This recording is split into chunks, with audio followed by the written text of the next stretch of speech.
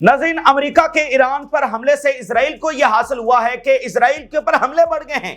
Israel को यह result हासिल हुए हैं कि ईरान के हमले इजराइल के ऊपर बढ़ चुके हैं और इजराइल की इस वक्त शामत आ चुकी है। ईरान ने सही मानों के अंदर इजराइल के अंदर जो है वो तबाही मचा दी है, जहां लीथल ड्रोन्स, अब बाकायदा ड्रोन वॉर जो है वो शुरू हो गई है। लीथल ड्रोन्स इजराइल के ऊपर बरस रहे हैं, 7 मिसाइल्स जो हैं उनका अंजाम बनकर उनके ऊपर बरस रहे हैं और दुनिया के अंदर ही इनके साथ एक हिसाब किताब का जो बंदोबस्त है वो किया गया है।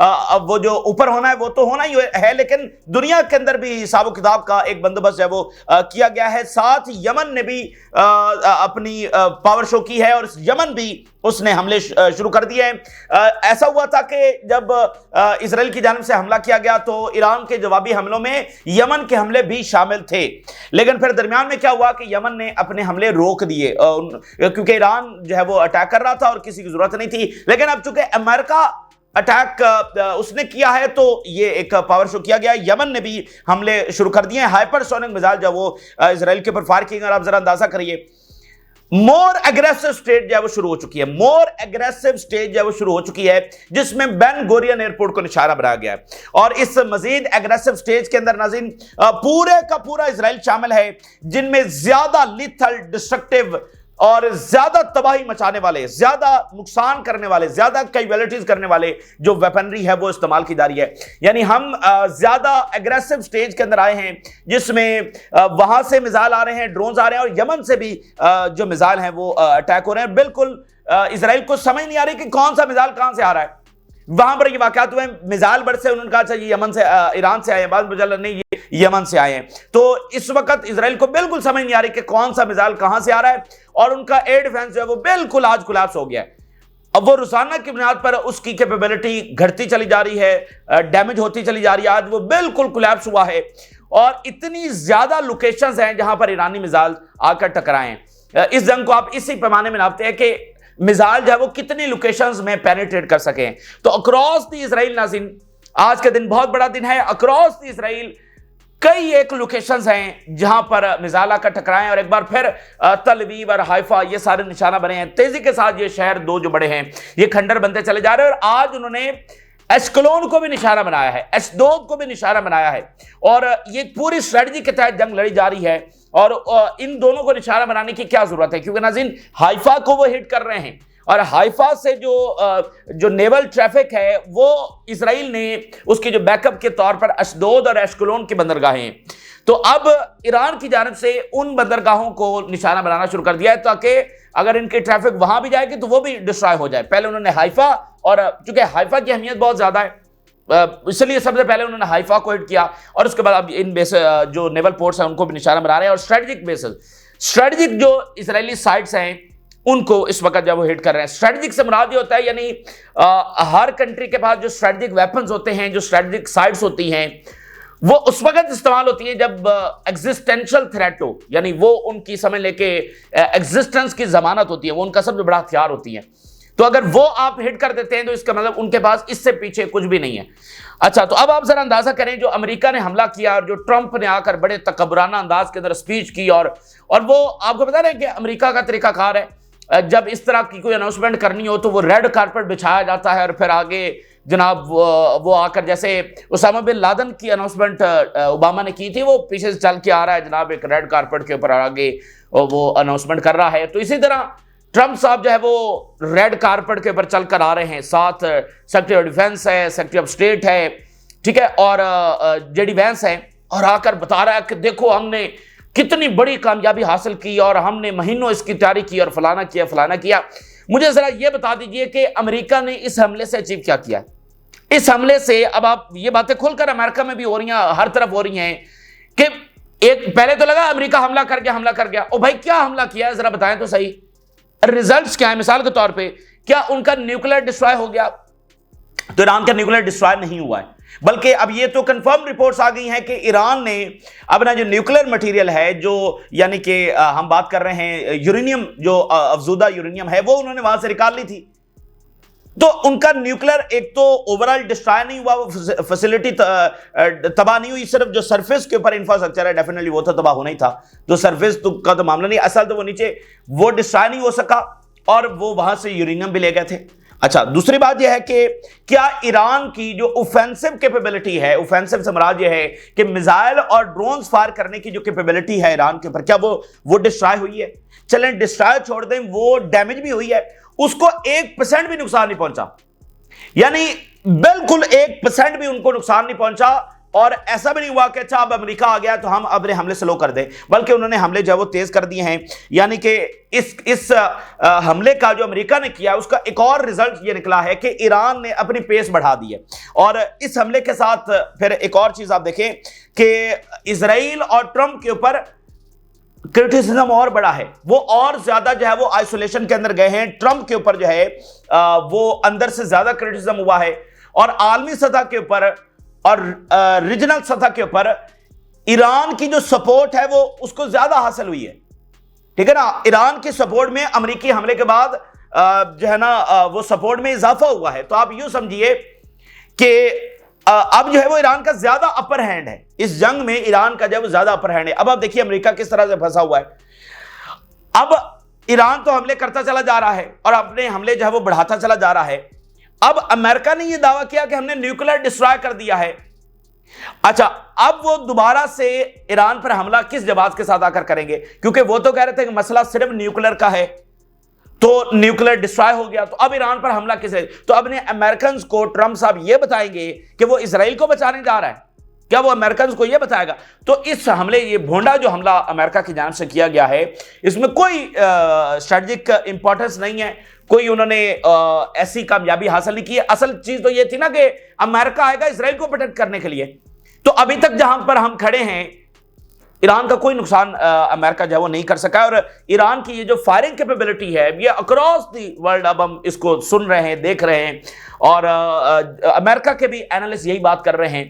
एक तो वो फॉक्स न्यूज वाले हैं जो जुमे वाले दिन कह रहे थे कि ईरान के पास ये सिर्फ 2 दिनों का जखीरा रह गया है। ये जुमे वाले दिन फॉक्स न्यूज के ऊपर बैठे एक्सपर्ट जब वो कह रहे थे 2 दिनों का जखीरा जो है वो रह गया है ईरान के पास। इतनी ज्यादा इनकी मिसकैलकुलेशन। तो दुनिया भर के एक्सपर्ट ये बात कर रहे हैं कि ये ईरान का जो मिसाइल आर्सेनल है ना, वो खत्म होने वाला नहीं है। तो मुझे बताइए, ये तो इसराइल के ऊपर तो मिसाइल बरसते रहेंगे, बल्कि वो ज्यादा स्टेजेस के ऊपर जा रहे हैं, ज्यादा अग्रेसिव स्टेजेस के ऊपर जा रहे हैं। तो फिर इसराइल का क्या बनेगा? इसराइल के पास क्या एग्जिट स्ट्रेटजी यहां से है? अच्छा, तो अब नाज़रीन, कल हम ये देख रहे थे कि ईरान की जानिब से ये बात सामने आई कि उनकी स्ट्रेटजी ये है कि उनका जो प्राइम गोल है वो इसराइल ही रहेगा। अमेरिकी हमले के बावजूद उनका जो प्राइम गोल है वो इसराइल रहेगा। इसराइल को शिकस्त देना और इसराइल को मुसलसल अंडर फायर रखना, मुसलसल के उनके ऊपर मिसाइल और ड्रोन्स उनके ऊपर फायर हो रहे हैं, ये उनका प्राइम फोकस है। उनके मुताबिक अगर इसराइल को शिकस्त दे दी जाती है तो यही असली अमेरिकी शिकस्त है। और जो इसराइल है वही असली ओरिजिनल बेस है अमेरिका की, यहां पर वही असली उसका हवाई अड्डा है। तो अगर उसको हम हिट कर देते हैं तो फिर अमेरिका डेफिनेटली उसके यहां पर रहना जो वो बिल्कुल समझ लेके खत्म हो जाएगा। अमेरिका को ये रीजन जो वो लीव करना पड़ेगा। तो सारी फोकस, सारी सपोर्ट जो वो इसराइल के ऊपर लगा के रखनी है। और अमेरिका तो और एक और प्रॉब्लम के अंदर है, एक और टेंशन के अंदर है। अब जब तक ईरान हमला नहीं करता, अमेरिका को यही टेंशन लगी रहेगी कि पता नहीं ईरान क्या करेगा, कितना बड़ा हमला करेगा, कब करेगा, सुबह करेगा, शाम करेगा। अब वो लेबनान से, टर्की से, इराक से, आगे पीछे जनाब अपने जो डिप्लोमेट्स हैं, अपने नेशनल्स हैं, उनको निकाल रहे हैं। लेवल 4 जो इमरजेंसी है वो उन्होंने लागू कर दी है।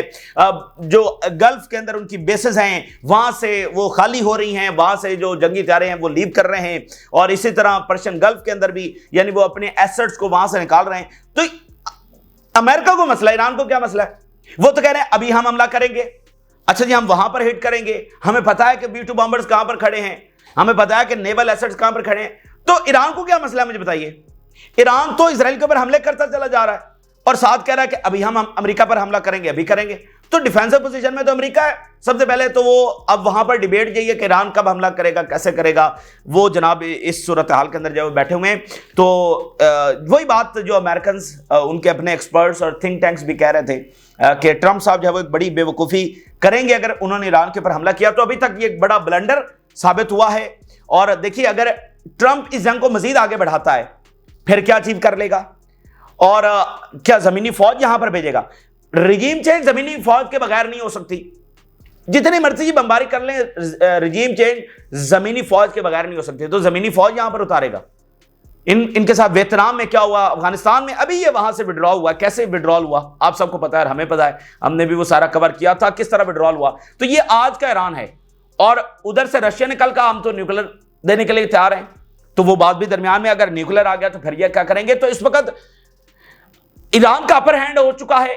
अमेरिका ने सिर्फ एक ब्लंडर किया है और इस वक्त इजराइल जो है वो एक चौक में लगा हुआ घंटा बन चुका है, जिसको जो चाह रहा है आके बजा रहा है। और इधर आप जरा देखिए दुनिया में क्या हो रहा है कि स्पेन ने कहा है कि वो फिल फॉर यूरोपीय यूनियन को ये प्रेशर करने जा रहे हैं कि वो fill for trade agreement Israel के साथ कैंसिल करें।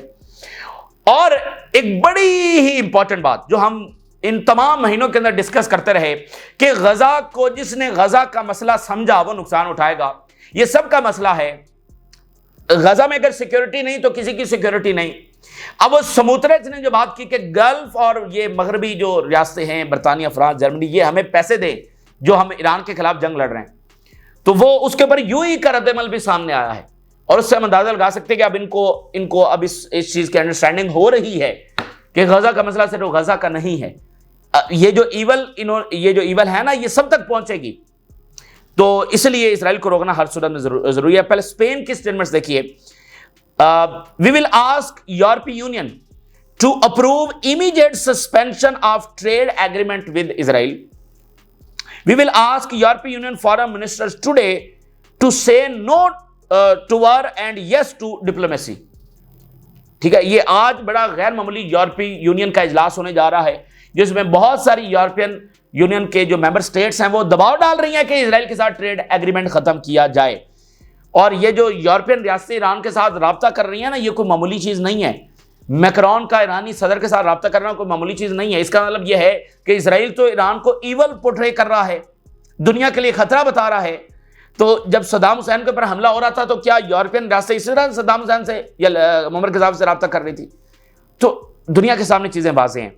और जरा यूएई के जो प्रेसिडेंट हैं वहां से जो स्टेटमेंट आई है उनके ऑफिस से, समुद्रेज insolence has reached the point of Gulf, German, French and British funding for Israel war on Iran.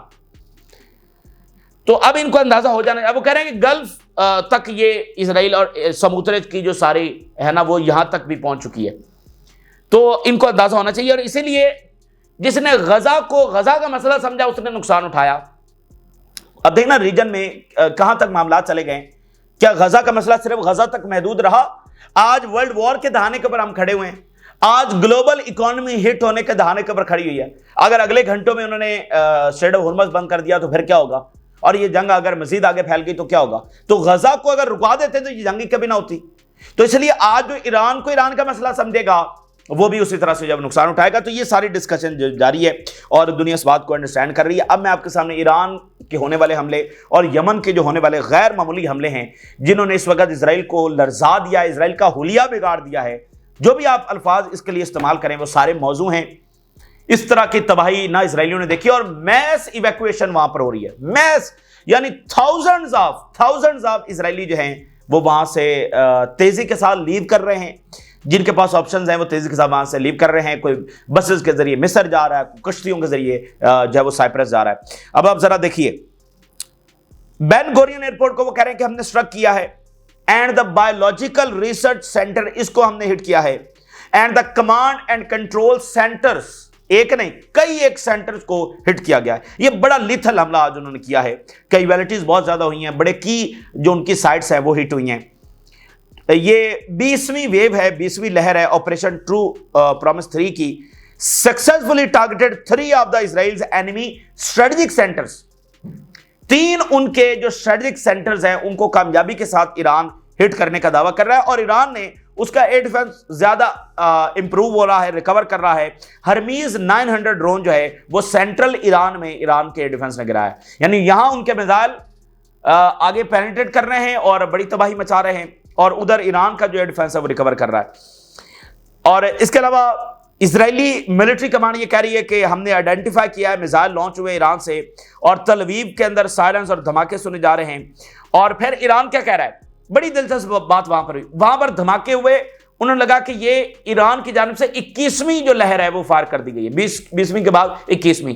तो ईरान ने कहा कि हमने 21वीं वेव अभी तक फायर नहीं की, and the operation carried out minutes ago that was from Yemen against targets in the occupied territory. वो जनाब पूरे इजराइल में सायरन बजे। उन्होंने कहा जी वो ईरान ने 20 से 21वीं लहर भी फायर कर दी है। वो पता चला नहीं, अभी ईरान ने नहीं किया, ये यमन की जानिब से किया गया। तो ये बिल्कुल चौक में लगा हुआ घंटा जिसका जो चाह रहा है। तो ये सिग्निफिकेंट है बड़ा कि यमन के हमले दोबारा शुरू हो चुके हैं, और यमन ने अनाउंस किया है कि वो किसी भी वक्त अमेरिकी जहाजों को भी निशाना बनाएंगे। Siren sounding non stop. इजरायलियों की हालत इस वक्त वीडियोस में भी सामने आ रही है, जो ये शेल्टर्स के अंदर जनाब फंसे हुए हैं, और अब ये सुबह शाम वहां इनकी नींदें पूरी नहीं हो रही है, और ये अपने घरों में अब नहीं सो रहे, अब ये शेल्टर्स के अंदर ही सो रहे हैं नॉन स्टॉप। वो कह रहे हैं सायरन्स बज रहे हैं अक्रॉस द इजराइल। कितना मतलब पूरे के पूरे इजराइल के अंदर, with explosions heard through out the area. साथ धमाके जो हैं वो पूरे इजराइल के अंदर धमाके सुने जा रहे हैं। कितनी बड़ी कैफियत है जिसको हम आपके सामने बयान कर रहे हैं। कितनी बड़ी ये तबाही है जो ईरान ने इजराइल के अंदर मचा दी है कि थ्रू आउट द इजराइल जो वो कह रहे हैं धमाके सुने जा रहे हैं। ये इन्होंने जंग मुसलत की है। Reports of missiles falling in at least 7 areas in Ashkelon, Safed and इशदोद। सफेद को पहली बार इन्होंने निशाना बनाया है। वेरी वेरी इंपॉर्टेंट सिटी, यहां पर उनकी स्ट्रेटेजिक साइट्स हैं। और ईरान ये जो नॉर्थ को निशाना बना रहा है उसकी एक और अहमियत है, क्योंकि जो सीरिया और लेबनान से हमले होने हैं उसके लिए जो इनका कमांड सेंटर है, उसके लिए जो इनकी सारी मिलिट्री साइट्स हैं वो यही वाली हैं जिनको ईरान हिट कर रहा है। तो उनको सीरिया जैसे मेरून बेस है, अब जैसे ये सफेद है, तो यहां पर इनकी बड़ी इंपॉर्टेंट साइट्स हैं। तो ईरान इनको भी हिट कर रहा है ताकि इनकी सर्विलेंस, इनकी कम्युनिकेशन और इनकी लॉजिस्टिक जो है वो मुतासर हो सकें। और इसके अलावा एश्कलोन और इशदोद दोनों को निशाना बनाया गया। ये हाइफा के बाद उनकी दो आप कह लें कि बैकअप के ऊपर जो बंदरगाहें हैं, उन्होंने कहा था कि अगर हाइफा हिट होती है तो हम इधर से, तो वो इशदोद और एश्कलान दोनों को ईरान ने अब हिट करना शुरू कर दिया। तो पूरी एक स्ट्रेटजी के तहत, यानी ऐसा नहीं कि अंधाधुंध वो आकर हमलावर हो गए, पूरी स्ट्रेटजी के तहत वो आगे बढ़ रहे हैं। स्ट्रेटजिक लोकेशंस इन south likely hit Israeli media. South के अंदर जो उनकी स्ट्रेटजिक लोकेशन है वो भी हिट हुई है। Explosions heard in Al Quds and Hashfela. Hashfela का ये इलाका है, और अल-कुदस के अंदर इनकी मिलिट्री साइट्स हैं, इनकी सेटलमेंट्स हैं, उनको निशाना बनाया गया है। अब वो ये मिसाइल जाते हैं ना, तो इराक वाले भी देखते हैं, वो वीडियोस इराक से आ रही होती है। फिर आगे लेबनान वाले भी देखते हैं, जो नॉर्थ में हिट होते हैं ना मिसाइल, वो लेबनान वाले भी देखते हैं। और वेस्ट बैंक के अंदर फलस्तीनी भी देखते हैं, जो मिसाइल वहां पे आ जा रहे हैं ना, तो वो फलस्तीनी भी देखते हैं। Additional missile Salvo was identified from Iran, this time toward north. पूरे का पूरा इजराइल उन्होंने निशाने पर ले लिया। यानी ये रिजल्ट्स हैं जो अमेरिका ने हासिल किए हैं। नतीजा ये निकला कि इजराइल के ऊपर हमले तेज हो गए, ज्यादा अग्रेसिव स्टेज ईरान की उस तरफ चला गया। ये सारा रिएक्शन अमेरिकी हमले का है जो इजराइल के ऊपर आ रहा है, ठीक है ना। About 4 missile salvos were launched across Israel. 4 missile salvo कह रहे हैं कि ताजा तरीन पूरे के पूरे इजराइल पर फायर हुए हैं। यानी 4 मिसाइल नहीं, मिसाइल साल्वोस। हर साल्वो में 5, 10, 15, 20, 25 मिसाइल हो सकते हैं। Siren sound again in the north. अब वो यही सिलसिला है, इधर सायरन रुके, फिर बच गए, धमाके हुए, रेस्क्यू टीम्स गई, फिर उधर धमाका हो गया। बस वो यही कुछ इस वक्त इजराइल में चल रहा है। इकोनॉमिक एक्टिविटी, हर एक चीज वहां पर बंद हो चुकी है, और तेजी पैनिक है। जैसे ये कॉलोनी होता है ना, कोलैप्स कर रही है, तो तेजी के साथ वो वहां से निकल रहे हैं। Another salvo of missiles was identified toward the center of the Al-Quds. फिर मजीद हमला। Another salvo of missiles was also identified being fired toward the south. इधर जेरूशलम में, फिर दोबारा साउथ की तरफ। फिर एक्सप्लोजन्स हर्ड इन द अल-कुदस, धमाके बाकायदा। यानी आप इसको नोट करें कि जहां जहां पर ईरान हमला करना चाह रहा है वो हमला कर रहा है, चाहे वो जेरूशलम में इनकी बेसेस हो, चाहे वो तल अवीव हो, चाहे वो हाइफा हो, चाहे वो साउथ हो, चाहे वो नॉर्थ हो, चाहे वो बंदरगाहें हो। तो और मुझे बताइए, ये इजराइल की तबाही और शिकस्त नहीं तो और क्या है। और वो कल कह रहे थे कि हमने इनकी ऑफेंसिव कैपेबिलिटी तबाह कर दी। इजरायली एयरफोर्स कल ये दावा कर रही थी कि हमने ईरान की ऑफेंसिव कैपेबिलिटी तबाह कर। कल इन्होंने 10 ईरान के शहरों पर हमला किया।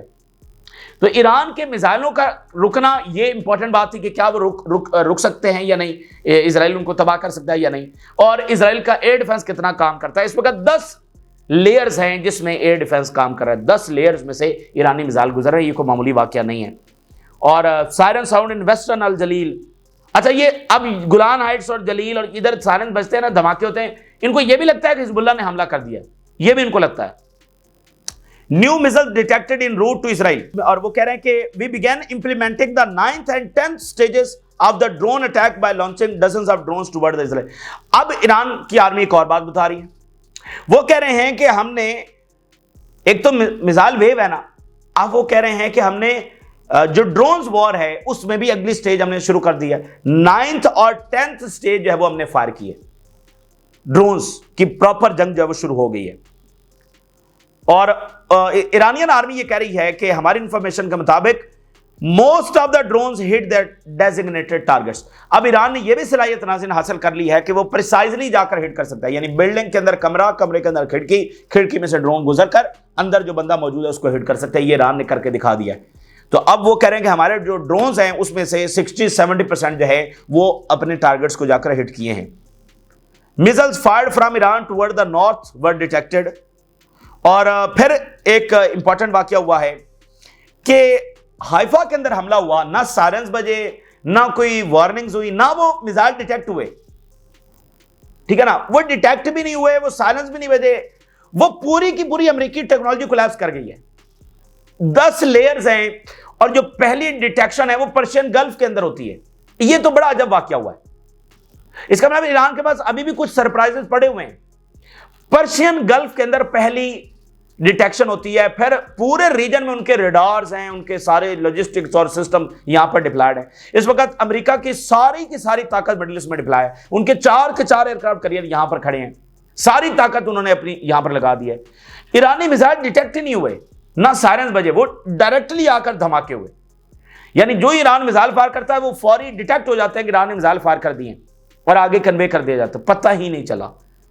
अब आप देखें, the Israeli army investigation into the rocket that fell in Haifa without warning, Iranian missiles warhead was not detected. Air Force surveillance system failed to detect the Iranian missiles, leading to series of failures. कितनी बड़ी बात है मुझे बताइए, कि पूरी ताकत Israel की एक्सपोज होकर रह गई है। वो कह रहे हैं कि series of failures Israeli air force के हुए, यानी कि वो जो हाई रेटेड एयरफोर्स है उसका भी कबाड़ा हो गया है। आर्मीज देना, अब कहते हैं कि इजरायली एयरफोर्स बड़ी एयरफोर्स है, और भाई जरा उनका F-35 और इधर Su-35 का जरा सामना हो तो पता चले। उनका F-35 और आगे से कुछ भी नहीं जी। इजराइल बहुत, उसकी एयरफोर्स बहुत तगड़ी है, जरा सामना करें ना, पता चले। और एयरफोर्स के अभी नहीं है ईरान की, उसके बावजूद उन्होंने इनके F-35 गिराए और अपने एयर डिफेंस गिराए। रशियन एयर डिफेंस नहीं गिराए या चाइनीज से नहीं, अपने एयर डिफेंस जो उन्होंने खुद बनाया। तो जरा सामना तो ना F-35 और Su-35 का, तो पता चले भाई तगड़े क्या हैं। तगड़े लेबनान के ऊपर तगड़े हैं, जहां जाते हैं बम गिरा देते हैं। तो अब कह रहे हैं सीरीज ऑफ फेलियर हुए इजरायली एयरफोर्स के। आर्मीज investigation revealed that the missile was not detected, thus no interception means were fired at it and the sirens were not activated। ना सायरन्स बजे, ना कुछ भी नहीं हुआ, और डायरेक्टली आकर धमाके हुए जिसमें ज्यादा उनका नुकसान हुआ है। The Army's updated investigation into yesterday's Iranian missile strike on Haifa reveals a serious flaws। संजीदा तरीन फ्लॉज हैं, और इससे इसराइल के अंदर खौफ और ज्यादा बढ़ा है। अब उनको यह है ना कि भाई हम बैठे हुए हैं, सायरन्स बजेंगे तो शेल्टर में चले जाएंगे। अब यह भी नहीं है, वो बैठे हुए हैं अपने जहां भी घरों में, जिधर भी अपार्टमेंट्स में, तो सायरन्स नहीं बजेंगे, धमाके होंगे। ये एक नई चीज यहां पर हुई है। तो बहरहाल अब ये सूरत हाल और तेजी के साथ वाकयात हो रहे हैं, और स्ट्रेट ऑफ हुर्मस का मामला भी दरमियान में है, रशिया में जो मुलाकात हो रही है वो भी दरमियान में है। ये सारी तफसीलात आपके सामने अगली वीडियोस में रखते हैं। फिलहाल के लिए इजाजत दीजिए, अल्लाह हाफिज।